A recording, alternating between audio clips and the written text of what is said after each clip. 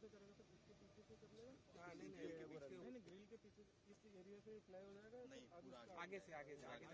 हाँ ये हैवी है ना, पूरा आगे तक जाएगा। वो पैसेंजर वाला होता तो यहीं कर देता। अगर ऐसे फ्लाई वाले एरिया पे जाना हो तो फिर आपको वहाँ जाना पड़ेगा, वहाँ से उसके फ्लाई वाला टूट जाता है। वो जो नीला वाला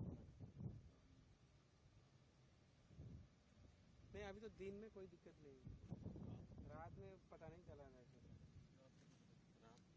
यूक्रेन वाले में वहाँ पे रात में आते सारे फ्लाइट। कई बार तो आवाज सुन रही, आवाज आ रही थी, कहाँ से आ रही है, एक भी रेड लाइट। कल इस साइड में थोड़ा सा वो बैकग्राउंड लाइट जल रहा था, इस साइड से उस साइड से, तो दो जगह में पता चल रहा था।